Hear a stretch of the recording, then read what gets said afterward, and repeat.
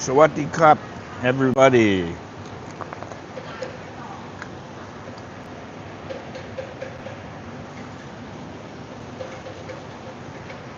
What is happening? What's going on? What's going on? All right, today we're going to talk about freedom and the top 15 countries. 15 really good countries where, as an expat, you have some sense of freedom.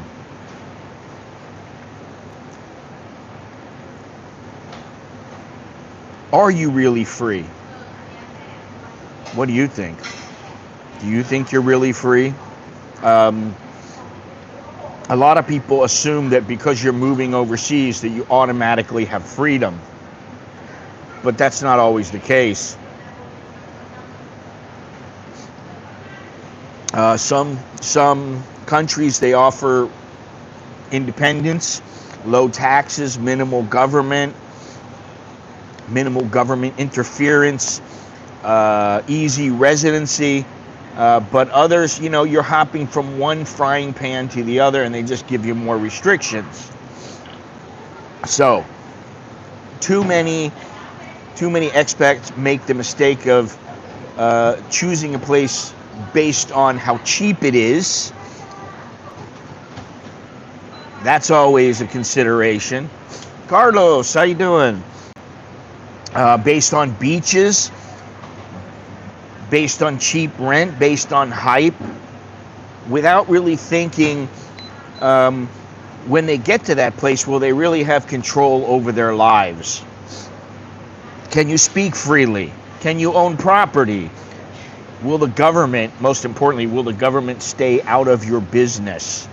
Or will they always be watching you? So today we're going to break down the realities of expat freedom, where you can actually live freely, what hidden traps to avoid, and how to make sure you're not just jumping from one frying pan into the other.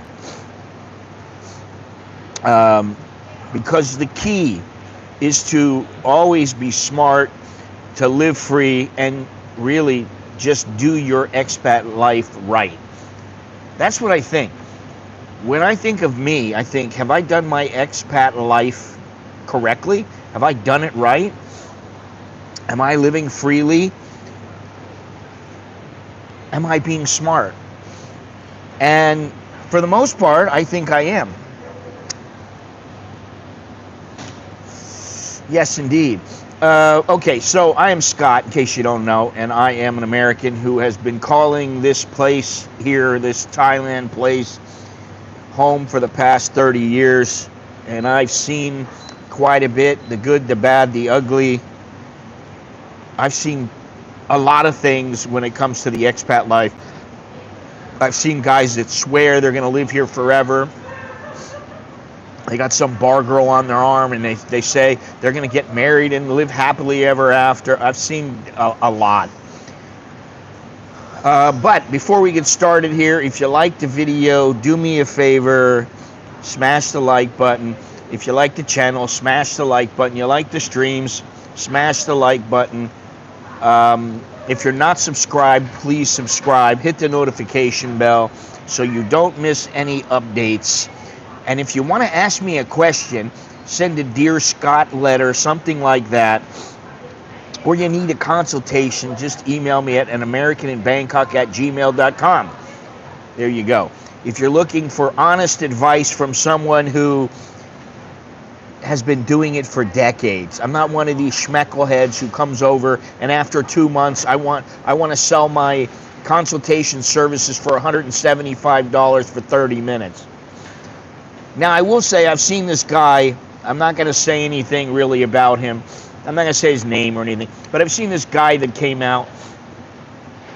He's new here. He's very excited about things. He's very happy to be here. Good morning, Mr. Dowlo. The guy is very happy to be in Bangkok, to be in Thailand.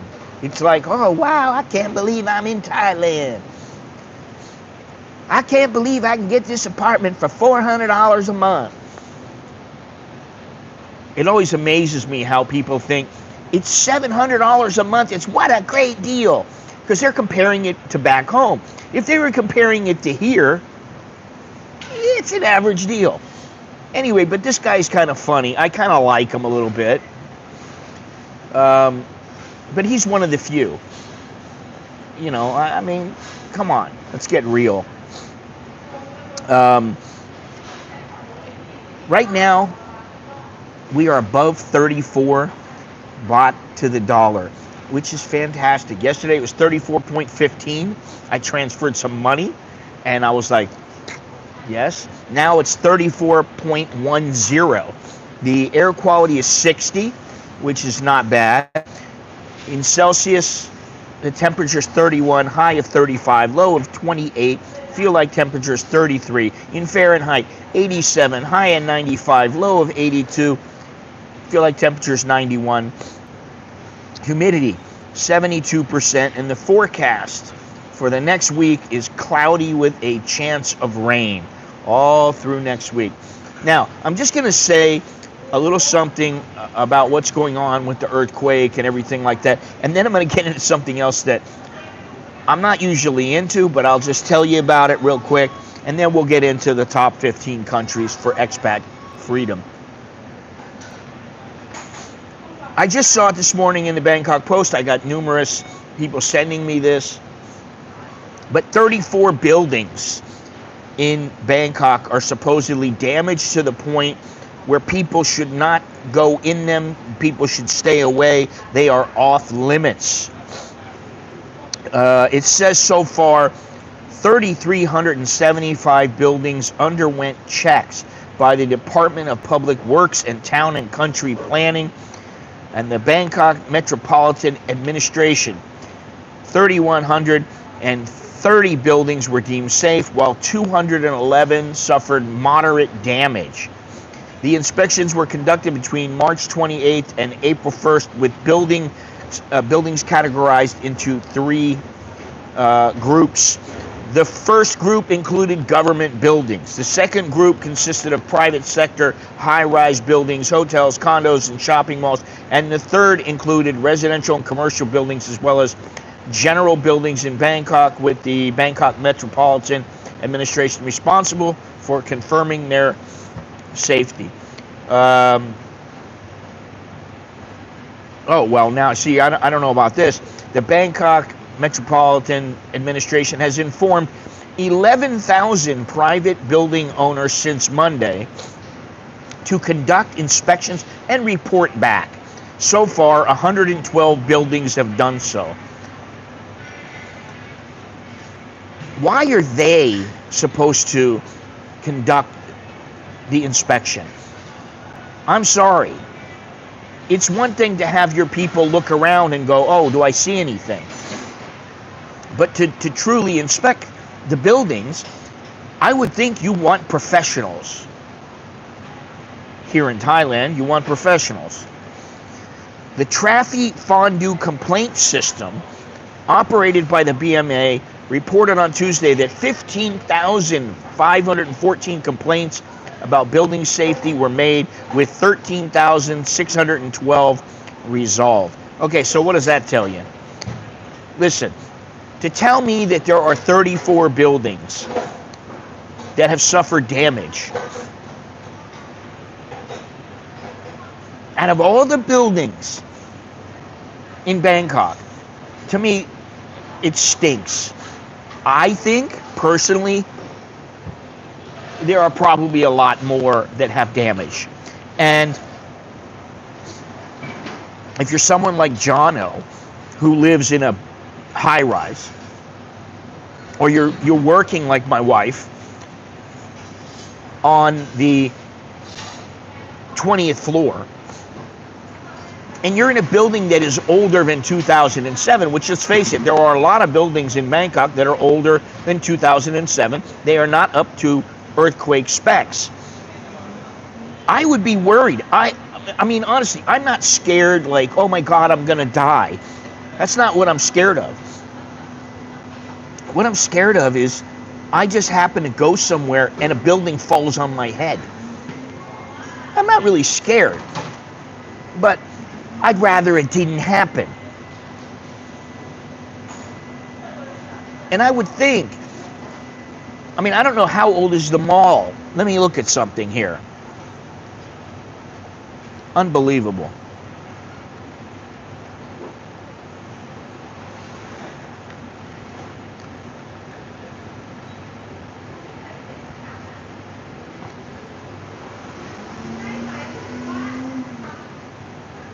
All right, let's see here. Opened in 1994, so it's over 30 years old. It's one of the older major shopping centers in Bangkok, though it's been renovated several times to stay modern. As for earthquake resistance, Thailand, especially Bangkok, is a low seismic risk zone. Come on. And earthquake proofing isn't just usually a major design feature for buildings here, especially for ones built in the 90s. It meets basic Thai structural standards, which I'm not really confident about. It's not built to high earthquake resilience standards like you'd find in Japan or California. That said, Bangkok sits on soft soil, so a big quake, if it happened far away like in Chiang Rai or Myanmar, the shaking could be felt more strongly than you might expect. But again, major quakes are extremely rare in Bangkok, so the concern is minimal for most locals. If you're thinking in terms of safety, it's more likely to face flooding or fire hazards than anything earthquake related. Listen, there's been 7 earthquakes from the year 2000. And one of them was quite nasty. So please, I don't want to hear about how, oh, it's not really that. You don't really have to worry about earthquakes in Bangkok. And listen, stop using substandard steel. Start building the buildings like they're meant to last. Not like they're going to fall apart like some Chinese, what do they call those little sticks? You know, the little sticks. I forget what they're called. Not like they're just meant to fall apart.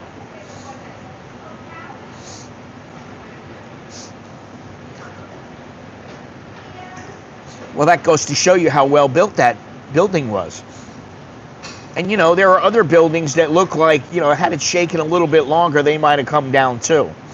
Good morning, Jim. Good morning, everybody. All right? Sawadee Ton Chow, Sawadee Kap, Samadhi Mai,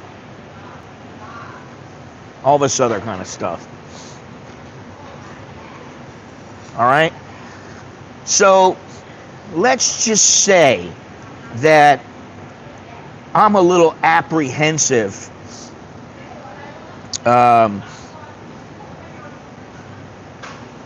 when it comes to the buildings here in Thailand. I always have been.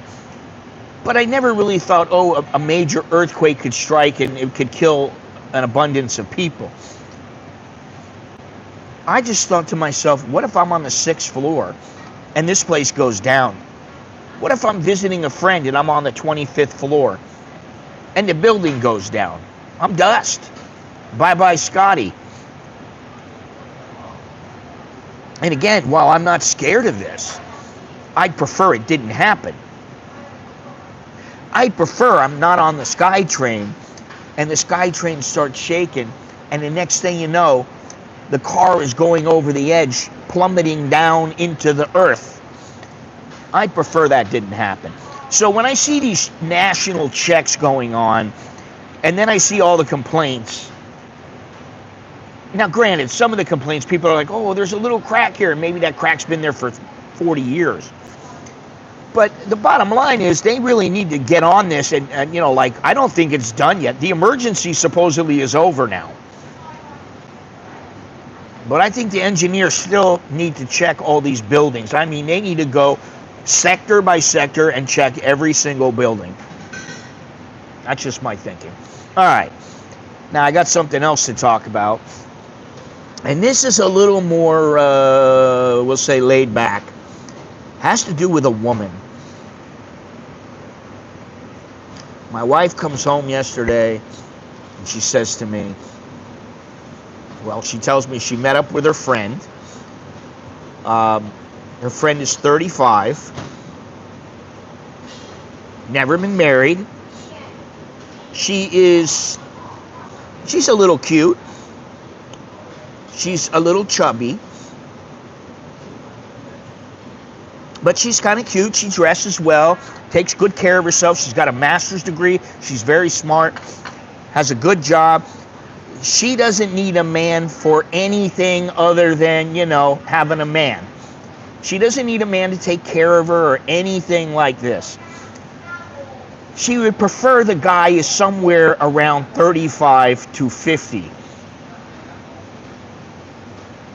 Now, for the right guy, I could provide photos. She speaks English, speaks very good English, and of course she speaks Thai. She is Thai. And she's looking for a man. And I have been tasked, even though I don't get involved in affairs of the heart, I have been tasked with finding her someone that she can date. Now understand, she works a full-time job. She is fairly busy, but she would like somebody who has their act together, takes care of themselves, and is nice. There you go. That's it. Listen, I'm just doing it as a friend, and I really don't like to do it, but I like the girl. She's kind of cool. She's kind of fun. And, I don't know how she is like to date or anything like that. But if there's an older guy out there, if there's an older guy watching, older, I say, you're 45, 50 years old, or let's say you're 35, and you want a woman who wants a serious relationship. She is not looking just to get pounded. She's not looking for some guy to jump on her and, have a little fun. I didn't say she was fussy.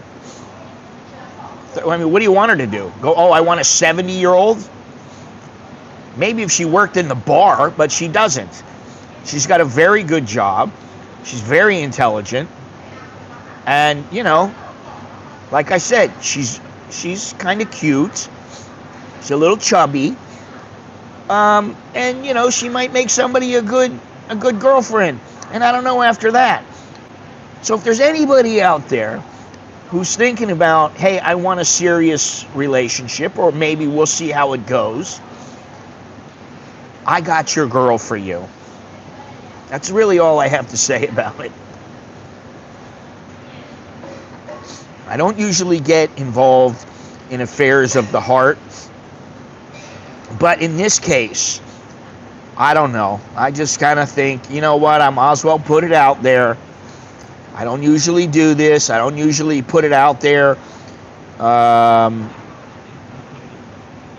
don't usually talk about it much. And, quite frankly, I don't really, if you guys don't want to hook up with a girl, I don't care. It's up to you. But if you do, the option is there. Now, I know a lot of you, Bruce, Jim, Dowlo, I don't know about Dale, but I think so, Carlos, I know the MGTOW Gamer likes the in-betweeners. I think all of you have women. But if there's somebody out there that's single, and you want a woman, that's all I'm saying. There's one available. If you were like 52 and you look kind of like 45, 42, I don't think she's going to turn you down. I mean, you know. Well, Dowlo, you have a wife. Always putting the wife last, aren't you, Dowlo?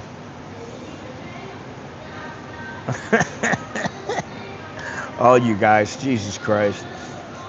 I told my wife, well, I got my one friend, Jono, but he's 70 years old. She goes, oh, she's not going to like some 70-year-old. I go, I'm joking. You know, I mean, I don't know if I know any guys. I mean, you know, I know a couple guys through the mall here, and they all got girlfriends. Listen, by the time you're 40, 50 years old, most guys got women. You know. Anyway, all right? I'm just saying. If anybody is interested, let me know. You can email me at americaninbangkok@gmail.com. You can even leave a comment, although I don't know I would do that.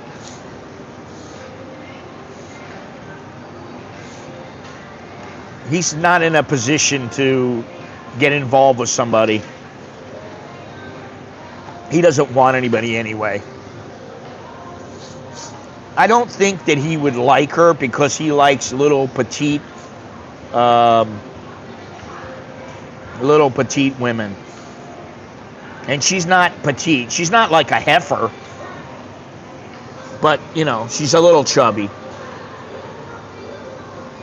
But again, she is kind of cute. I could see where guys would think, hey, she's cute. Now, would I date her?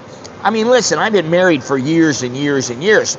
My wife is not the same as when I met her and she was, 22 years old.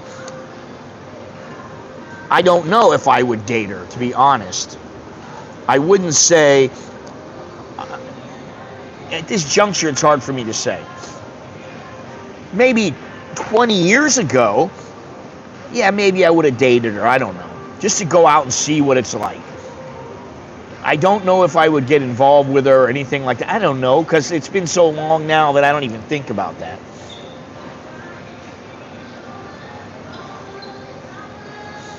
All right, so enough of that. Let us talk a little bit more. Let us get into this here. We want to get into the top 15 countries for expat freedom. These are not necessarily the best expat destinations. These are not really the most free countries on earth. This is kind of for expats. Where can you go to get a lot of freedom? Now, I will say this. I did not include the Philippines. And the reason that I did not include the Philippines is because it is a place that is mired in poverty.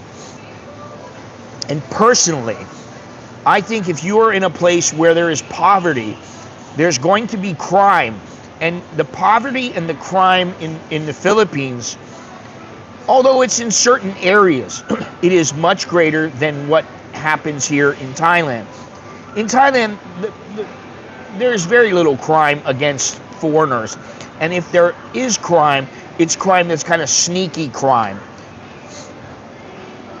Either that or you get your ass beat because you are an asshole. So, I did not include the Philippines. However, we'll just start out with this. If you want to stay in the Philippines without working, you have several visa options. And this is one of the reasons why people like the Philippines, and they speak English for the most part. You can get a tourist visa, and you can extend your, you can have no visa, a visa exemption, visa free. You get it for 30 days, and then you extend the visa free every 1 to 2 months for up to 36 months without leaving the country. After 36 months, you must leave and return to reset the visa. The cost is around $50 to $180 depending on duration and fees. You can also marry a Filipino citizen, and you can get a 13A resident visa, which is initially a 1-year probationary period. Then it's converted into permanent residency. No need to renew visas, and you can stay indefinitely. No financial requirements. Now, when you think about it, that's pretty good. If you go to the Philippines and you want a girl, you really want to be with a woman, well, you marry her, you can become a permanent resident. However, divorce is prohibited in the Philippines. So if after 2 or 3 years you go, I'm tired of her, I want a new girl, not going to happen. Or it's going to happen and you're going to have to do it on the sly. All right, I'm just going to go over these real quick. Special investors resident visa, you got to invest $75,000. Quota immigrant visa, very limited. Only 50 people per nationality per year, and it requires a investment of $40,000 in the country, but it grants you a permanent residency without needing to leave or renew. And then there is the Special Resident Retirees Visa, the best long-term hassle-free visa for retirees. Requires a deposit of $10,000 to $50,000 in a Philippine bank. Varies by age and type. No renewals needed. Permanent residency as long as you maintain the deposit. You can come and go as you please. Must be 50 years old, 50 plus years old. Some exceptions exist for military veterans. Now, I don't know if you can get, I don't really know what the value is of, say, a Philippine passport. I don't think it's one of the better passports.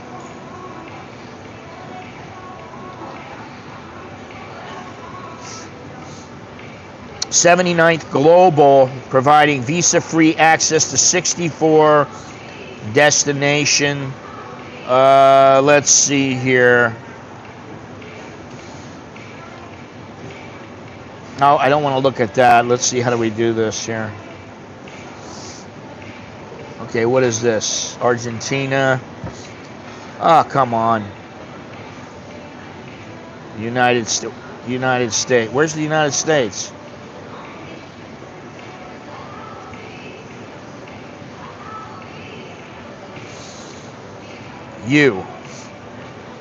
United States of America.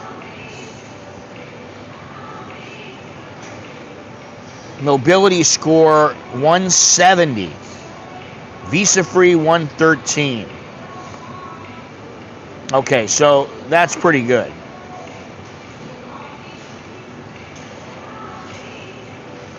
$170 is up at the top.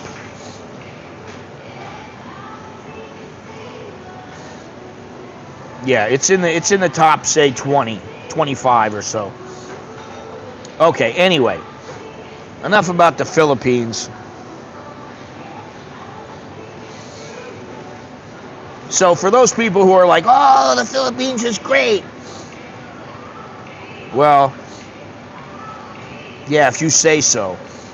Personally, I don't want to live there. I know there are some places that are beautiful. It just doesn't really fit me, if that makes any sense. There maybe are 10 places on the planet that I go, okay, that works for me. So, number 15, Belize. Now, I know you guys have heard of Belize before. I know you understand. Supposedly, Belize is supposed to be really good, but why it's great is no foreign income tax, a simple relocation process, and they're English speaking. The freedom factor, laid back Caribbean lifestyle with good access to the U.S. That's a positive. Now, the downsides are limited infrastructure and higher import cost for goods. Now, this is a big deal, right? I don't know where they rank on the tariff list, but let me see some. Do I have that list right here? Well, I had it yesterday. I don't know where it is. It's on. I think I put it on my hard drive. Sammy, how you doing? Number 14, Portugal. Yes, smash the like button. Why Portugal is great. Good tax incentives for expats, high quality of life, and strong passport. I don't know about that, Sammy. The cost of living, it is rising. Now, property ownership is easy and healthcare is solid. The downsides, bureaucracy can be slow and property prices are rising quickly. So, in the past, I used to have Ecuador and Portugal. I was like, oh, they're both really good. Now, I mean, I like Portugal. Don't get me wrong. If you're in Lisbon, it's going to be a little bit expensive. If you go to one of the smaller cities, okay, it's affordable. But do I really want to do that? I don't know. I would rather go to a little city in Ecuador, but,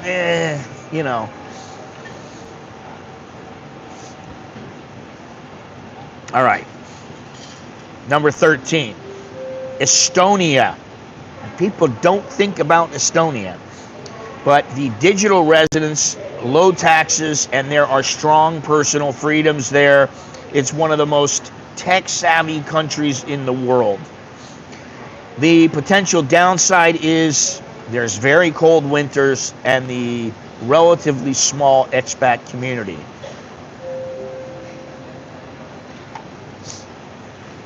All right, number 12. Once we get to about number 11, we'll start getting to a lot of places that we know about. But number 12, Bulgaria.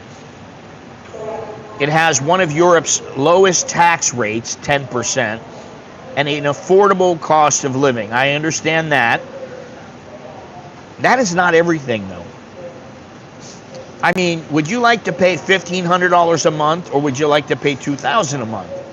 Well, I'd like to pay the $1,500. However, if for $2,000 a month you get a much better place, I don't want to live in the $1,500 a month place.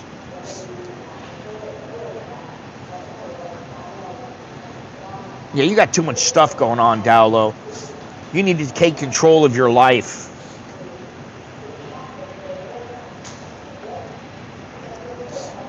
Take that leash off. Oh, God.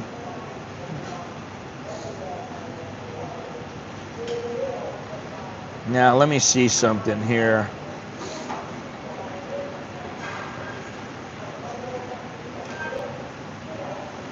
Okay.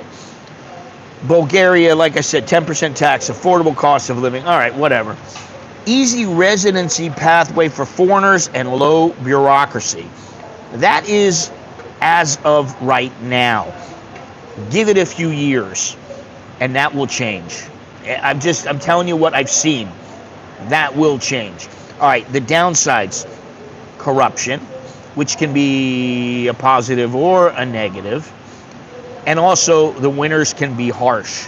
Let's face it, if you're used to tropical weather like I am, if you love the heat, and you'd much rather be hot than cold, Bulgaria might not be your cup of tea. I don't know. But if you're the kind of guy who likes to stay inside, or you want to go out and get some hot cocoa and, stay inside and turn the heat up, well, that might be your place. Good morning there, Mr. 2/4 Korean. You ain't got anything, man. You're fucking old. You got nothing on me, man. Nothing. I tell myself that every single day. And am I really? Not really. Maybe. If I die tomorrow, I'm really old. If I die in 20 years, no, I'm not that old. All right, number 11, Ecuador. Why it's great, easy residency options and low living costs. The only thing I don't like about Ecuador is that if you want to get residency, you have to be there physically for 21 months out of 24. And considering my wife is working, and I don't want to be away from her for 21 months, because when I come back, I might not have a wife. I don't know what would happen. That's why I don't know if that would work for me, at least not right now. Locals are welcoming, and the government has minimal interference in daily life, and healthcare is very good there. The potential downsides: political instability and occasional protest which disrupt services. You got to think about it. I mean, where my buddy lives, in Ayampe, that little town, there's not much there. There's a couple of restaurants, there's some croissant shops, there's a couple little markets. I mean, no supermarket. There is no supermarket there. You have to go a half an hour to the next town to go to a supermarket. And there's a fish market and all kinds of stuff another half hour, 45 minutes away.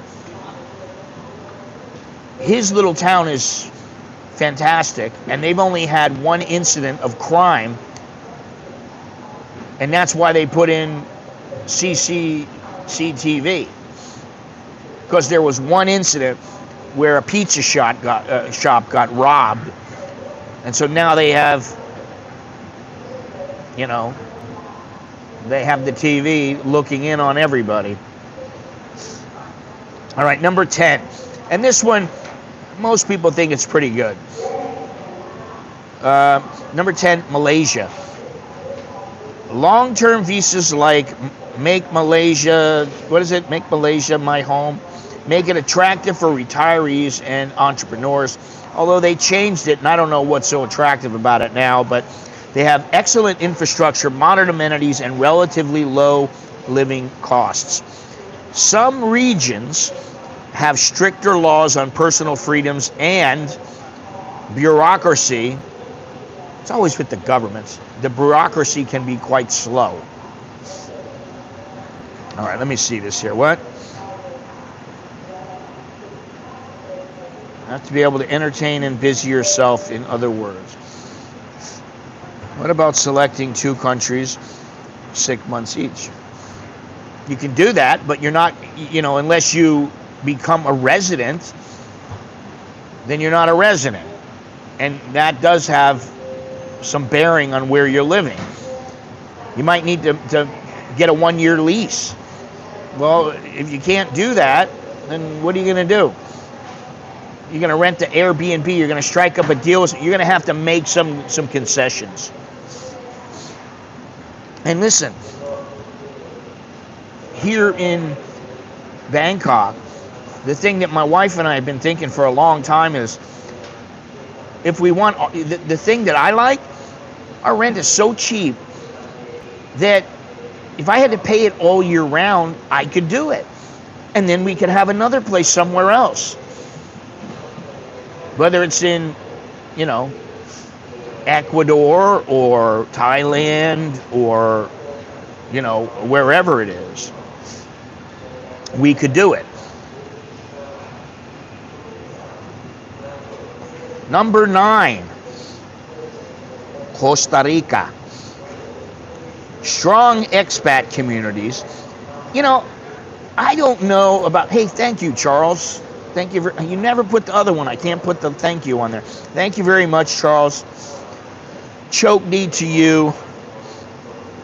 Choke D. No, they didn't. Didn't feel it at all. And it's a 1-story house. If the house came down, we'd probably would be okay. So if we have that house and we don't pay anything for that house, and we rent here, and maybe the kids are staying in that and they're covering the rent, maybe we help them out or something, I don't know. And then we go somewhere else and we're paying for that place. You're not talking about a huge amount of money. So we could do that. Now, I would still stay here on a 1-year visa. I would probably do the same thing in another place, because that way I don't have to worry about it. You just go right in. You know, I don't want to do this kind of tourist thing or visa exempt unless I know I'm only going to be there for like 2 weeks or a month. Costa Rica has strong expat communities, which it's nice to have expats around you. But as Jono and we have come to this conclusion that it's nice to have friends around, because sometimes you want to be around friends, but sometimes you don't. I get around him 3 hours, and then I'm like, all right, it's time to go. I don't need to be in this big expat community. Sometimes I'm sitting here, Tom comes, there's 1 or 2 other guys here.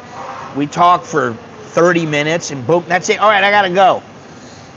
So I don't know about the strong expat communities. Political stability, which is nice, I guess, and friendly government policies. That always is a bonus. There is a high quality of life. What is it? Pura Vida in Costa Rica. High quality of life with solid infrastructure. The downsides, higher costs than expected and heavy bureaucracy. So friendly government policies, but yet heavy bureaucracy. I don't know. I don't know about that. Let's see here. Don't need an expat community. In fact, I prefer not to have one. Thank you. I barely ever felt one in my life. If you have family, it's easier in some ways. Yes and no. If it was just me, all I got to do is worry about myself. With my family, I got to worry about everybody. Do they have food? What are they doing for work? Are they okay? Are they sick? How do they feel? Are they bored? Yeah, exactly, Carlos. For me, I think of it as, I got to worry about, is everybody okay? Are the kids okay? Are the kids bored? Are they happy? Are they busy? And that, you may not think that's that much, but listen, I got my own concerns. I got to keep myself busy. I got my own things I want to do, right? But I got to worry about them. Alex will come to me, we don't have any protein. Okay, fine. Now, I don't want him spending his own money, because he's not working now. He's still recuperating. So I got to buy him protein. Then it's, can you get me some yogurt? Can you get me some, I really would like some ground beef now, because I can start eating beef. Okay, well, I thought we have it in the freezer. Yeah, but you don't have that much.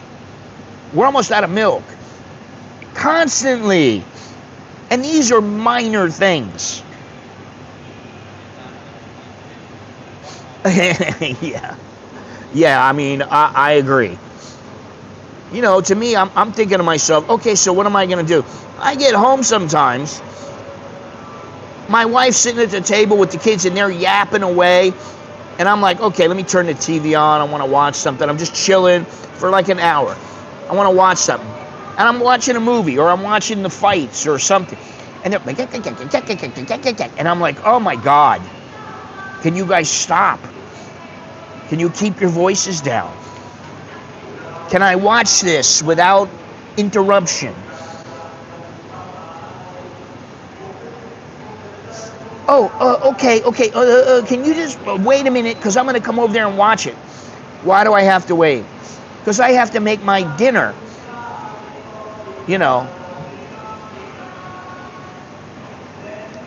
Yeah, I try not to forget, but it works out that way. You know, I get so busy. And, you know, it's like yesterday, Alex is like, hey, can you get a grab for me? What do you need a grab for? I got to go to M. Courtier. Well, why don't you take the boat? Because it's a hassle. It's a hassle? Yeah, I'll get it for you. You know, then the whole time you're watching, is the thing going to get there? Is it going to deliver him? What's going on? Then he gets home on his own, no problem. But to go there, oh, I've got to have a grab. Why would it scare me to death? What store? Of course he can. I don't want him spending his own money, though. Neither is my wife. My wife will throw him some money, or I'll throw him some money sometimes. Or what I do is I just tell him, tally up whatever everything is and let me know how much it is. And then I'll transfer that money to you. All right. Believe me, there are a lot of little things you got to think about when you have a family that you don't have to think about when you're alone. When you're alone, hey, you want to go out, you want to stay out all night, no problem. Stay out all night. I mean, I can do that now. My wife's going to be, what are you doing? What'd you do last night? How come you come home at 4 in the morning? How come you came home at 9 in the morning? She's going to want to know why. And I better have a good reason. You know. And if the kids go out, you know, Alex will go, all right, I'm going to go see my friends. I'm going to hang out for a while. You know, at 12:30 at night, he'll call up and go, I think I'm going to spend the night at my friend's house. Okay.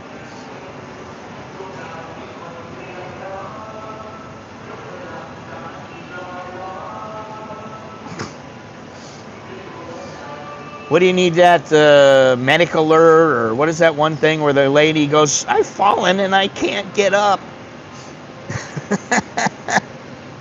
I forget the name of that commercial, but it's pretty funny.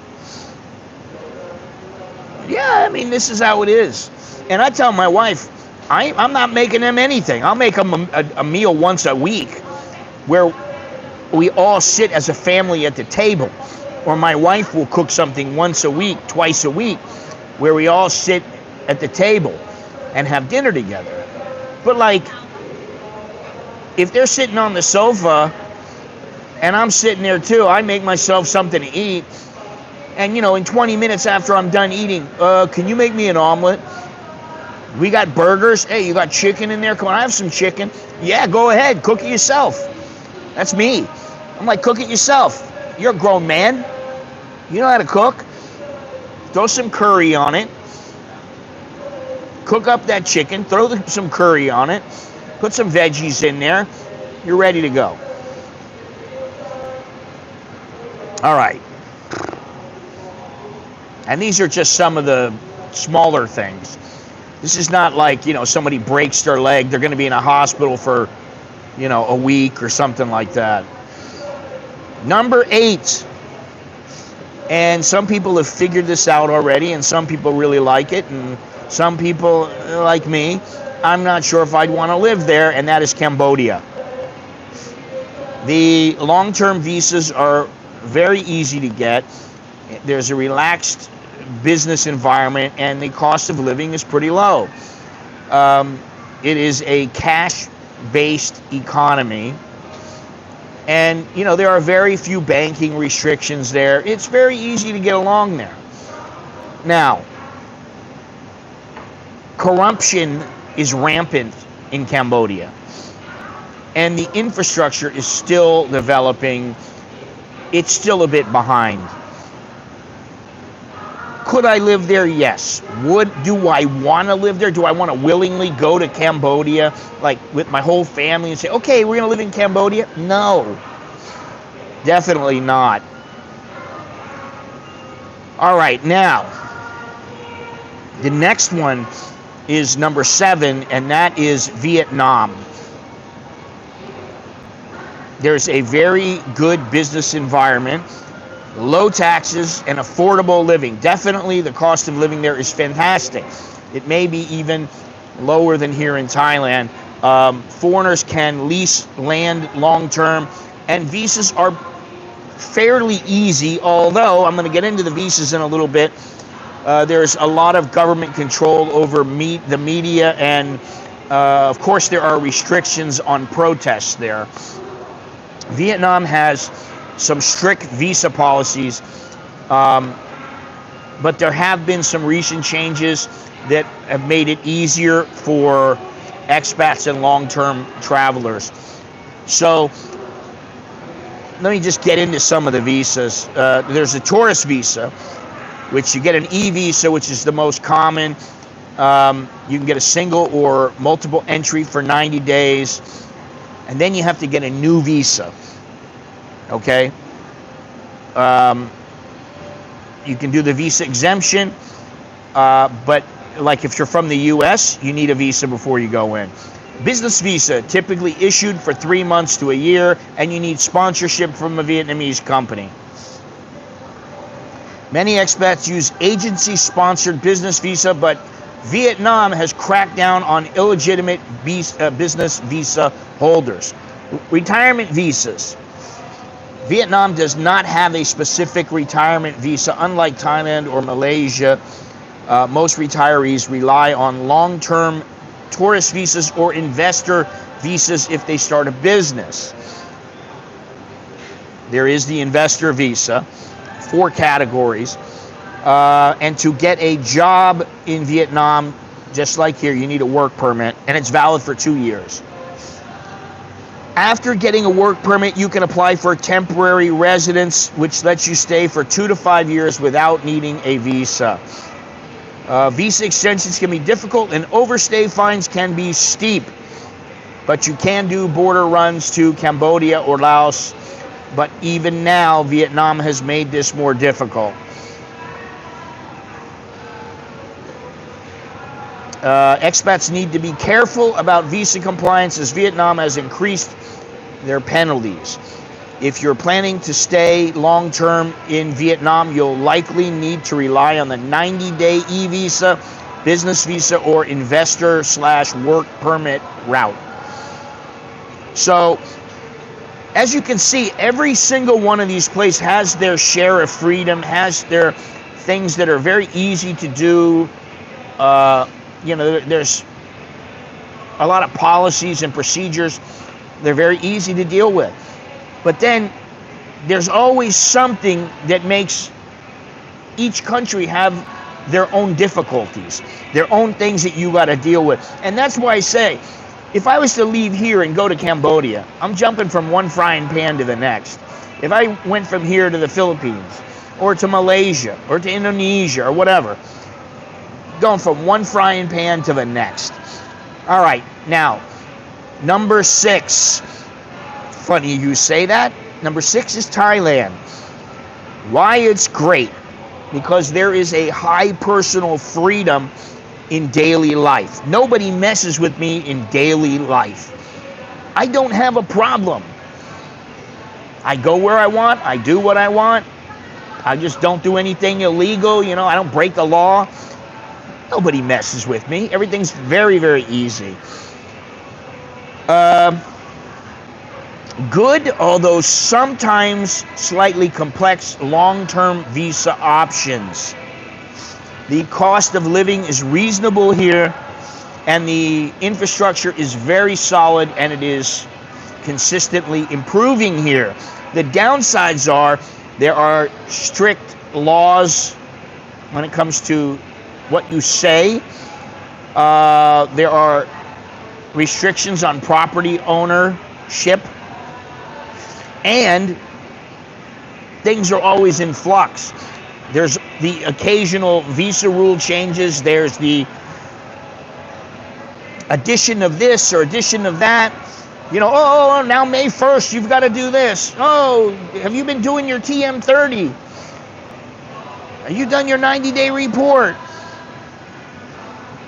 You got to do all this stuff. You got to keep up with it. Now, after a while, it does get easy. To me, it's very easy, just boom. It's incredibly easy. Everybody bitches about the 90-day report. Well, then do it online. If you got a little place, you're in a little podunk town, big deal. You got to go in, and it might take you an hour. Or you mail it in. It's not that difficult. So, with Thailand, there's a lot of good, and there's a few things that are not so good. And the few things that are not so good, listen, I've had people tell me, when I said, oh, the one thing I don't really like is that after all of these years, and after I've got 2 kids, and I put them through school, and I've done so many things here, I can still not get permanent residency. Now, what I've said is that part of me kind of thinks about it and goes, wow, it should be a lot easier. And then part of me says, you know what? When I was working, I could have done it. I could have at least put the effort in to do it. Maybe they would have turned me down, I don't know. But maybe they wouldn't. When I was working, I could have done it. When I worked for the boxing team, I could have done it. When I worked, when I was working as a journalist, I couldn't do it because I was a correspondent, which is different. You're not working in Thailand for a Thai company. So when I think about stuff like that, and then people tell me, oh, well, if you don't like it, go home. Oh, okay. After 30 years here, buddy, I'm just going to pick up and go home. Okay, honey, guess what? Somebody says, that because I don't really like something, I got to go home, which, you don't look at the other side, which is I said, I kind of understand them. I do. Sometimes it irritates me when I think about it. And sometimes I go, I understand it. That's all. Sometimes I understand it. And guess what? It doesn't matter what I like, how I feel, what I understand. It makes no difference. The only thing that matters is if they say yes or no. That's it. And I know that. And, I also know that I'm old enough now that just about anywhere I go, except if I'm going to put about $50,000 into the system, which I'd prefer not to do that,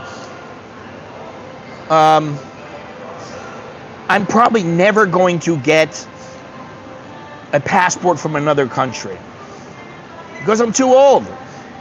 By the time I get permanent residency, and then they say, okay, now you can get citizenship, okay, now you get your passport, it might be another 8 years. I might be 70 years old if I started right now. So, Anyway, I digress. Number 5, Georgia.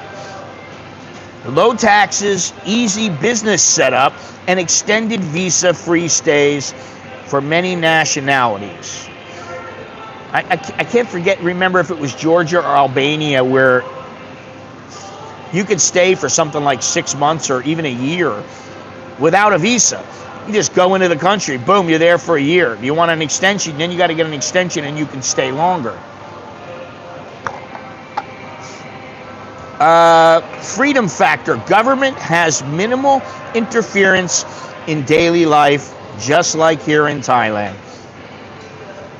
Nobody messes with me here in Thailand. I don't have people coming to me, Mr. Mallon, have you done this? Have you done that? Are you going to do this? Are you going to do that? I don't have any of that. Most people don't give a shit what I'm doing, which is good. Because half the time I don't really care what I'm doing. I go, okay, I have a few things I want to do. I have a list.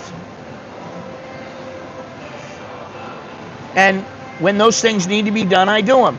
When I want to do those things, I do them. But a lot of the time, I do what I want. And the government isn't coming after me going, you've got to do this, you've got to do that. Yeah, okay, so you got a 90-day report, you got a TM30, now you're going to have a TM6. You got a few things you got to think about. If I don't go out of the country, I don't have to do a TM6. If I don't go anywhere and I don't have to do a TM30. what's the big deal? It's not a big deal. Okay, the downsides in Georgia, economic instability. That is a big downside. And limited job opportunities for foreigners. And the thing is now is that I don't think about the jobs now. I am retired and I don't have to think about the jobs. Now, for you younger whippersnappers, you do have to think about it. It is important.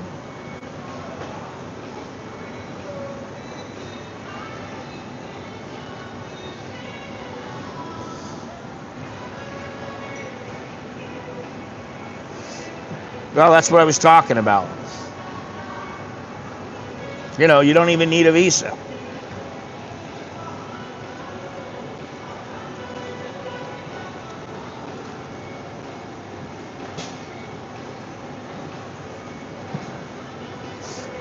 Up to 365 days.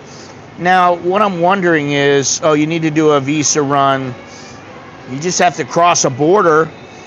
I mean, it's kind of like how it used to be in Thailand.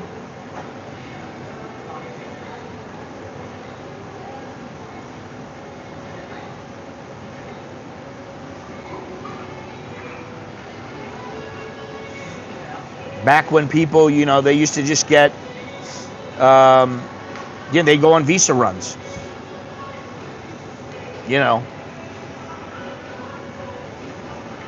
So, that's a pretty good thing. But I guess what really matters is how long do you plan on staying there, and how much freedom do you really have. I guess if they don't interfere in your daily life, you have that.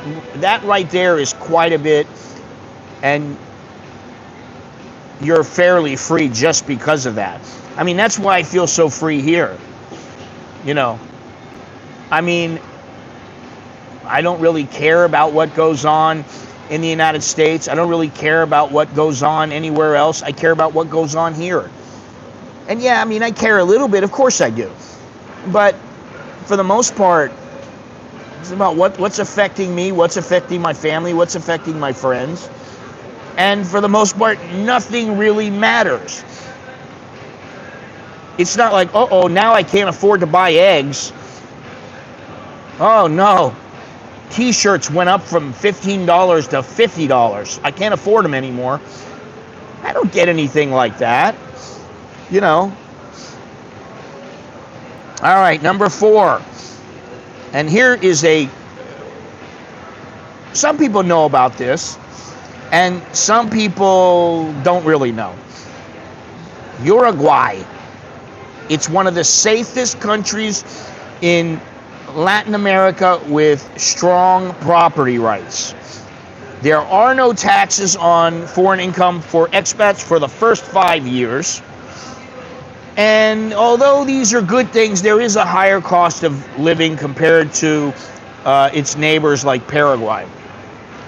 However, for you weed smokers, cannabis is legal and one of the most progressive in terms of regulation. It was the first country in the world to fully legalize cannabis for recreational use in 2013. The government regulates the production, distribution, and sale of cannabis, and residents can legally buy it from pharmacies, grow it at home, or join a cannabis club. However, it's only available to citizens and legal residents, and there are limits on how much an individual can buy or grow. So, in other words, weed is not a problem anymore. They have eliminated that for the most part, which you could say that about Thailand now. They're not doing anything about it. They're not going to change it back to medicinal use only, okay? I think the chances of that are extremely slim. So, if you are a weed smoker, or you want to eat weed, or whatever it is, however you want to deal with it, and kratom, let's not forget kratom, you want to get involved with these things, you can, and nobody has to worry. You go buy it from a pharmacy, you go buy it from, it's at the market. I go into the market, there's a guy, he's got bags of this stuff. Now, I don't buy it. He told me how much it was, and it wasn't much. I was like, wow. So instead of going into these higher end, stores with all the neon lights and, 50 different names for their weed, you go into one place, guy's got 2 or 3 kinds of weed. He's selling them for like 250 baht, 500 baht or something like that. And you get a lot of it. It ain't bad. If that's what you want. If you want to get involved in this, if you're already involved in it, well, Thailand's a place you don't have to worry about it. And, Uruguay. Well, that's good. I did say today that the Thai baht is 34.10 to the US dollar. Yesterday it was 34.15 when I transferred my money. So that's good. For me, that's good. Now, apparently it was going to be 36 by the end of March, but it didn't get there. And that's okay too. Sometimes they're just, it's just wishful thinking.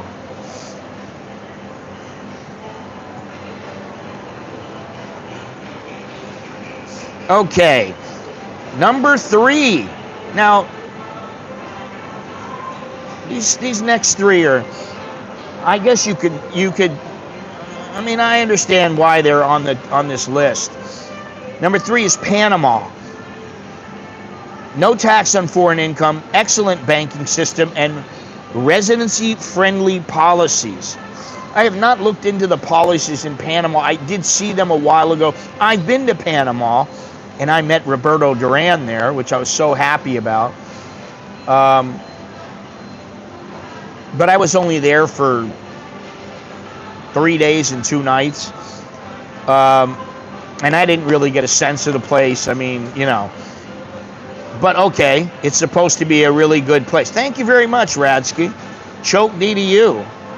Hey, all right. Coffee. I can't give him a thank you there, but thank you, Radsky. Here's my coffee. Coffee. I am going to go somewhere. I think I'm going to do a stream on Sunday. Thank you, Beason. Wow. There we go. Well, we can click like on Beason and hit the little thing there. Choke D to you, Beason, and Radsky. I'm thinking about where to go. Now, I have thought about, Mr. Billy, if you're still there, I thought about going to a Sarni's, not the one down on Soi Tonson, but the one by the river. I've thought about that, and I've thought about a couple other places. I want to go one place before Songkran.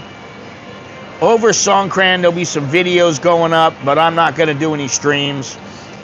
And, yeah, I don't know. But that's about it. I'm coming back to Thailand when the baht is 40 to 1. Good luck with that, buddy. You might be waiting a long time.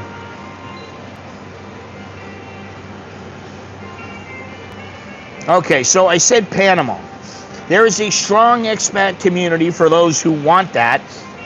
It is a US dollar economy, and there are minimal restrictions on daily life, which I love that. I do love that. I really like that. Stay out of my business. Don't bother me. Let me do what I want every day. I'm not causing any problems to anybody. You know what I mean? If I'm not causing any problems with anybody, let me be. That's all. Just let me be. Let me be the guy I want to be. I have my little routine. Once in a while, I change it up. Yesterday, I flew my drone for the first time in a while, and I'm like, am I missing a battery? I might have lost a battery, I don't know. But I still have 2 others, so. But I flew a drone yesterday. That was something different. I haven't done that in a while. All right, so the downsides are that in Panama there is corruption and there are the occasional bureaucratic headaches, which can make for a problem. Number two, and I like this place, I've been there many times. I don't think I'd want to live there the way it is now. First of all, because there's all these Americans there, tourists who live there. And I heard somebody talking about how in Thailand there are the old timers who really don't want to hang out with any tourists. That's me. I don't want to hang out with tourists. I don't want to have to explain everything to you and teach you about this and teach you about... I don't want to have to do that.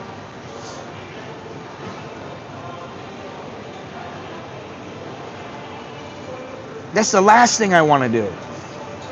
You know. And to be honest, I mean, listen, who was it?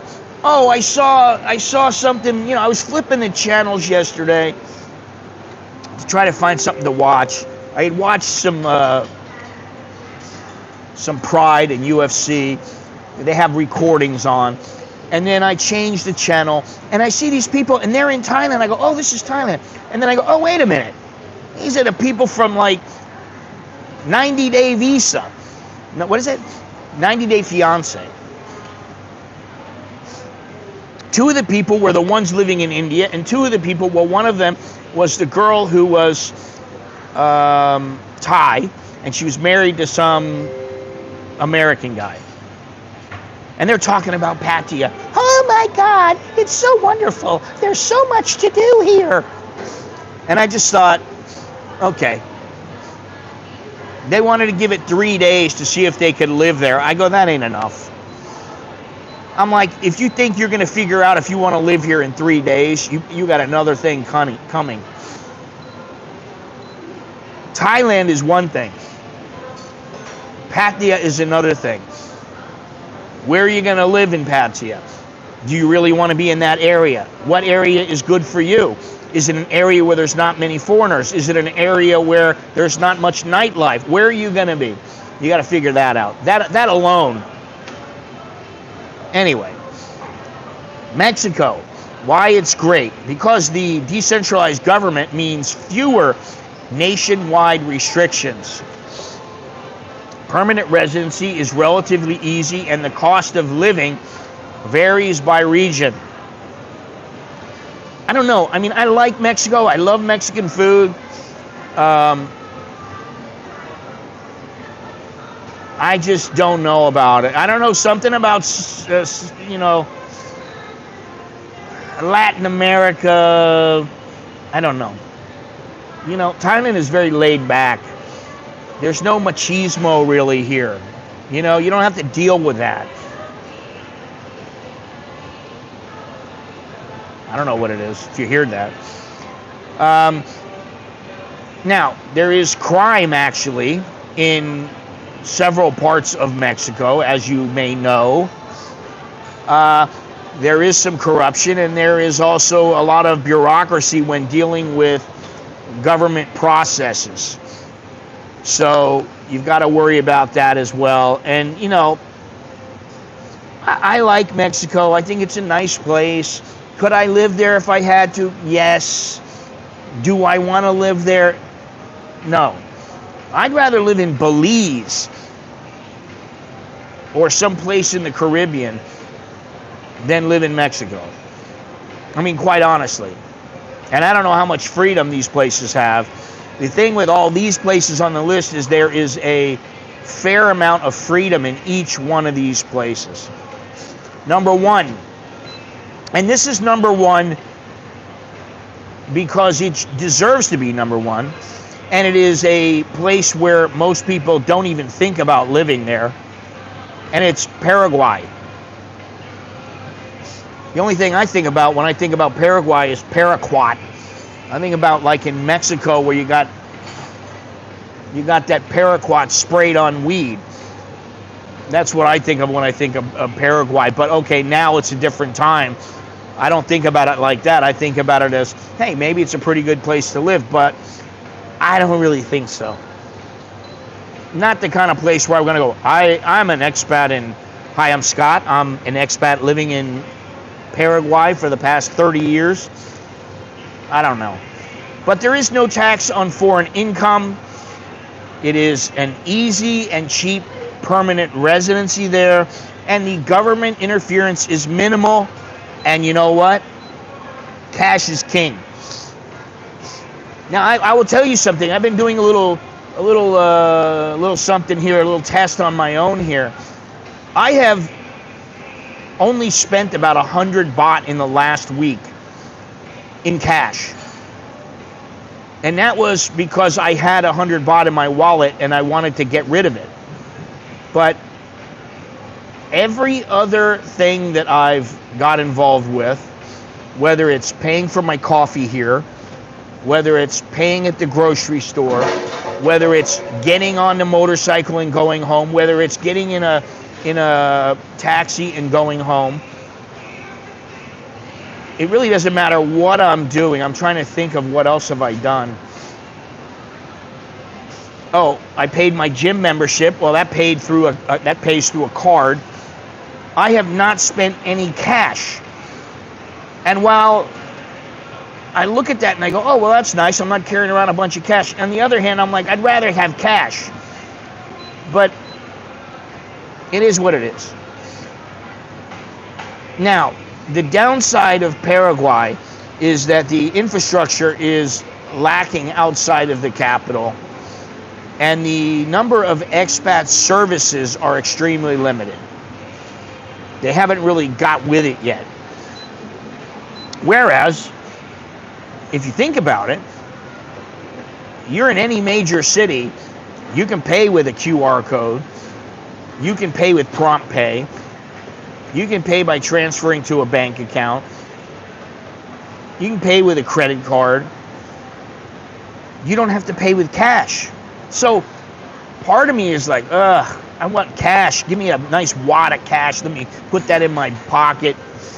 And then I just think to myself, listen, I don't ever spend more than about, I think the most I usually spend, and this is only once every few years, I might spend 300,000 baht. That's about 10 grand, right? 9.5. That happens once every, maybe 5 years. I have to pay for something, you know, my hip surgery, Alex's jaw. Okay. Other than that, you know, I mean, I might have 50,000 baht in any one of my bank accounts. And I don't need more than that. Because everything I'm paying for, I go into the grocery today, I might spend 500 to 1,000 baht. I go home. It's going to cost me 20 baht. If I take a taxi, it might cost me 50 baht. What am I going to spend money on? Now, I will spend. I could be at home. What I usually do, and what I'm probably going to do today, is we need some water. Now, we have water at home, but we're running out, and so we need some water. So maybe what I'll do is, there are a couple places, the water's like 30 baht a pack. You get 10 packs. That's it. 300 baht. $9. Right? You're paying about $9. And you get all that water. Now, I could just get something for under my sink. You know, put the filter under my sink and do it that way, but I haven't done that. Medical is as good as Thailand, but about twice the price. Wait a minute, what are we talking about? Medical as good as Thailand, but about twice the price in Panama. Food is more expensive in Panama as too, but not as good as, well, Panamanian food is nowhere near what Thai food is. Thai food is in the top 5 of the best cuisines in the world. And Panamanian food and Filipino food is not. And this is something I don't like about Latin America, is they're always carrying guns. Now, in Cambodia, 15, 20 years ago, anytime you went into a market, anytime you were walking by a gold shop, there's a guy standing there with a machine gun. And I didn't like that. But, you know, I'm not worried about getting shot because I'm not doing anything wrong. Unless some guy goes nuts, you know, sprays me with bullets, I'm not worried about it.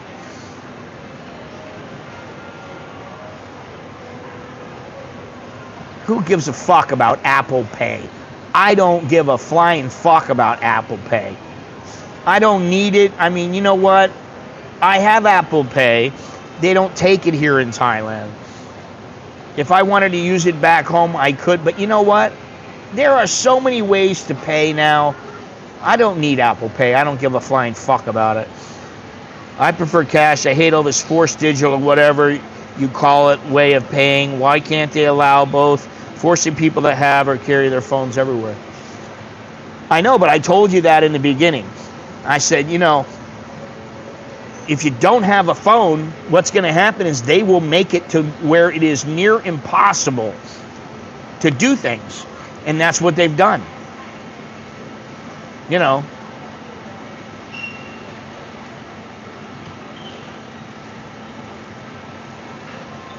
Yeah, but in Cambodia, it's not like you got people running around on the streets and shooting people. Those days are over. I mean, I was near the heart of darkness probably 15, 20 years ago. I was near the heart of darkness. I was at the Shanghai bar, which is just down from the heart of darkness. And some guy ran out, and the next thing you know, another guy was running after him, and the guy in the front was turned around shooting at him, and he hit him, and he killed the guy. And I was right there, and I go, oh, I guess I better get inside, you know. So I got to get away from this. Anyway.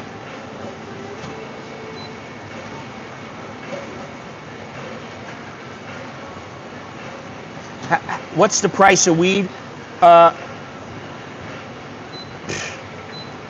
long is a piece of string?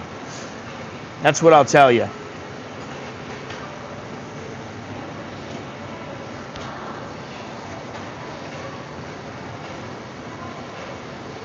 Anyway, there we are there.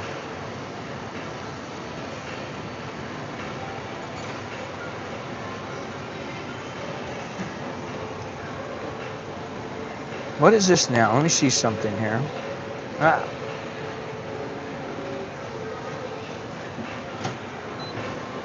There we go. You know, Beason, I haven't seen you in a long time. If you're still there, I haven't seen you in a while. And Radsky, you too. It's been a long time since I've seen you guys. Charles, I've seen. I think Charles is, I think he said he was getting ready to have a kid.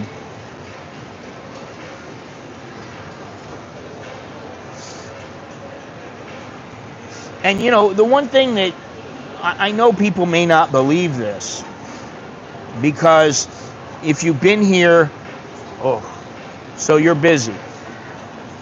Sock that money away. Stack the cash. Building a house. All right. Stack the cash, stack the wood, stack the house. I forgot what I was going to say. I don't know.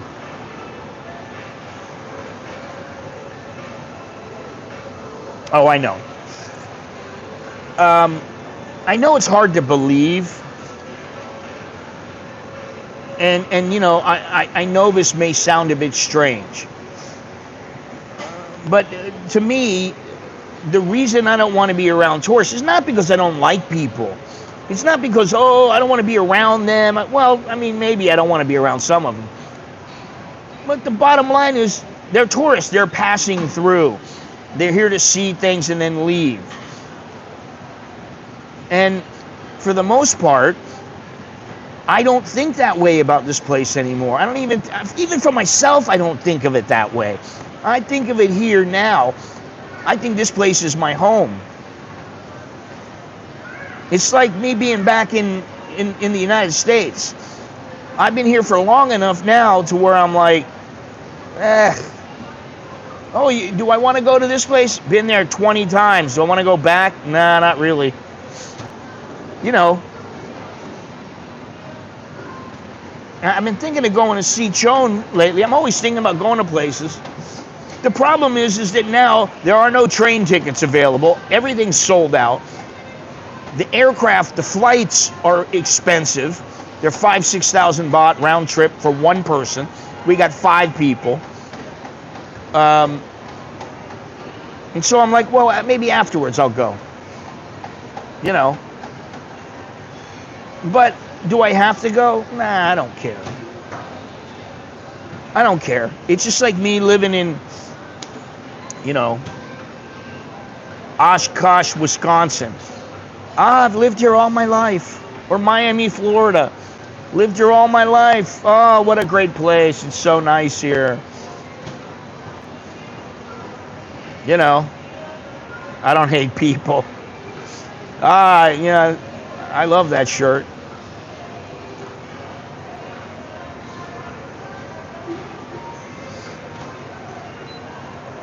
And that's kind of how I feel. Even here. It has nothing to do, when I go out, it doesn't have anything to do with, oh, I don't want to meet any Thai people. I don't want to meet any foreigners. No, it's not that. If I meet them, okay, fine. Hey, how you doing? I'm friendly. Everything is good. Tom and I were sitting here, and this guy walks up. He's a teacher. He's the second teacher I've met in, like, the last 2 weeks. Yeah, we stood and had a conversation with him for about an hour. You know, nice guy. But he's doing his own thing. I'm doing my own thing. Tom's doing his own thing. You know, that guy is a tourist, and he's going to go back home. Obviously, Tom is not a tourist. I'm not a tourist. You know, I mean, I go into the grocery store because I got to stock up my food in my refrigerator. I'm not like, oh, God, today I'm going to try some pad thai. Oh, I'm going to try some pad see ew today. Oh, my God. I want to have some really good Thai food. I just don't do that anymore.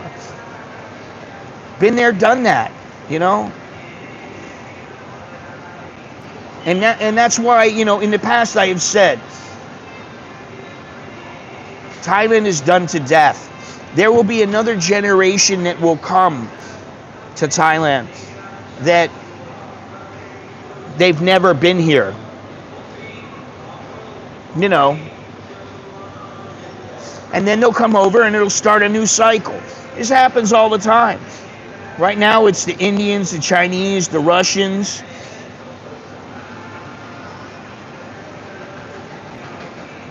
Korean food, okay. I haven't had any kimchi lately. They stopped selling the one that I liked that was not that much, it was not that expensive, and it was really good. Now they sell the expensive one. I mean, they charge like 400 baht for a container of kimchi. And I don't want to buy that much. I don't want to pay that much. 150 baht, okay. 400 baht, no. I'll wait. Anyway, you know.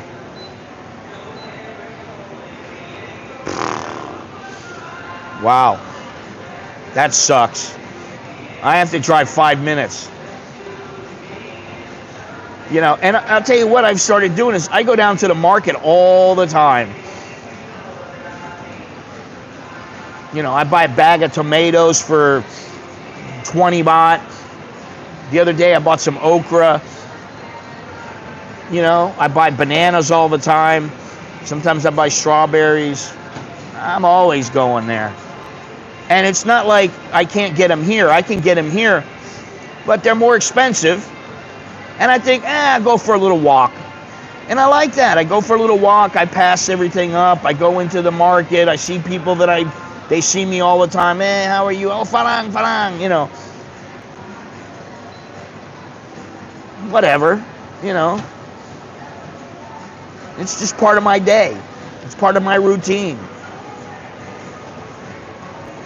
So, there we go. Anyway, the top 15 countries for expat freedom. Let me just read them out real quick. The top 15 countries for expat freedom. Number 15, Belize. Number 14, Portugal. Number 13, Estonia. Number 12, Bulgaria. Number 11, Ecuador. Number 10, Malaysia. Number 9, Costa Rica. Number 8, Cambodia. Number 7, Vietnam. Number 6, Thailand. Number 5, Georgia. Number 4, Uruguay. Number 3, Panama. Number 2, Mexico. And number 1, Paraguay. So there you have it, the top 15 countries for expat freedom. Freedom is the main thing. I was thinking about it, and I can tell you right now that, again, the key is to be smart.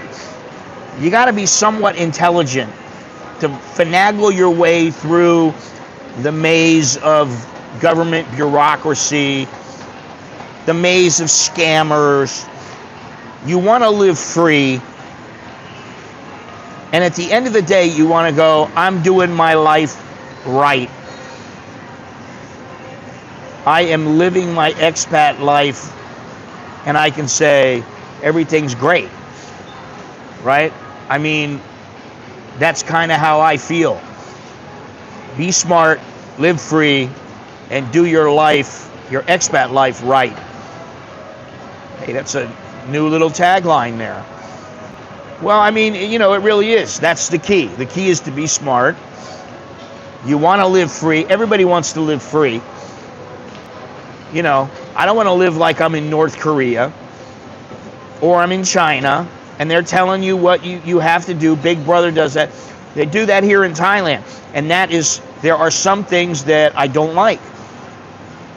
And some of the limited freedoms in some areas, which I'm not going to talk about much, I don't like them. But, you know, I don't have to like everything. I like 95% and I don't like 5%. And that's pretty good. If I was to go back to the United States, I'd go, I definitely don't like the cost of living. Although you can live very well, but you better have some serious cash. You know, and there's a lot of things that I could say. Anyway, that's about all I have to say for now. And what's today? Today is Friday. I may do a stream on, what is Sunday? Oh, Sunday is the 6th. I don't know if Jim or Dowlo are here. I don't know. Maybe I'll meet them. I don't know. Maybe I'll have a stream. Maybe I'll meet them after the stream. I don't know. But that's what? That is the 6th. The 6th, and then let me see my calendar here. Oh, shit. Yeah, maybe I'll stream 1 or 2 more times before Songkran. And I don't think I'm going to do anything on Songkran. I don't think I'm going to be running out into Central World or go to Pattaya or something. I just don't see it happening. You know why? Because I don't want to. That's why. Anyway, there we have it. Thank you very much, everybody. Appreciate you joining in. Appreciate you joining the conversation. That's really very nice. So, the truth about the freedom is that there is no one country that gives you total freedom, but some places give you a little bit more than others. And whether it's low taxes, free speech, cheap living, easy visas, different places offer different advantages. There are always pros and cons in every in every place. There's always pros and cons. And what you need to do is ask yourself, what sort of freedom, what kind of freedom matters most to you? Do you care about financial independence and ease of doing business financially? You care about personal safety, the ability to speak your mind without consequences. And before you pack your bag and buy into the dream, you need to do your research. That's really important. Visit first, as I've said. Maybe you visit for 6 months or a year. I don't think many people are living in places for a year and then going back home. I think they're a lot less now.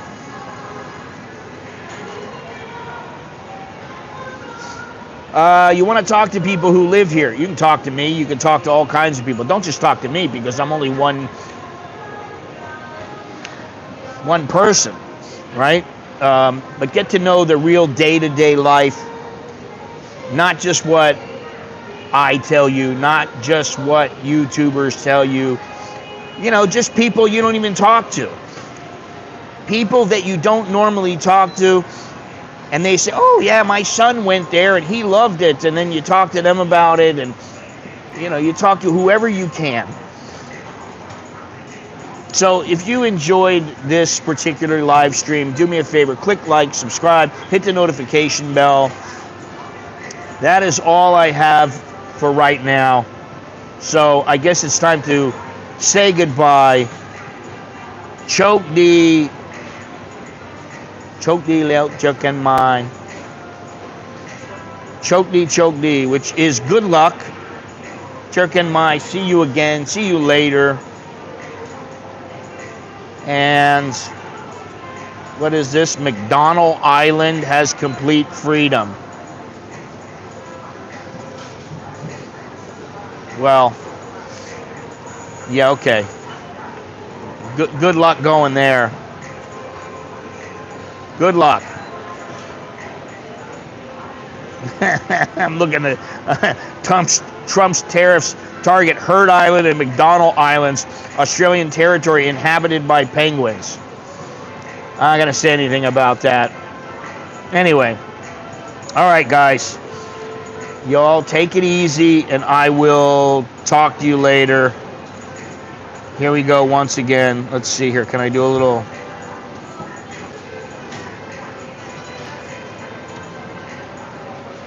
Boom, there we go. All right. I'll talk to you guys later. Thanks again, and take care. Be well.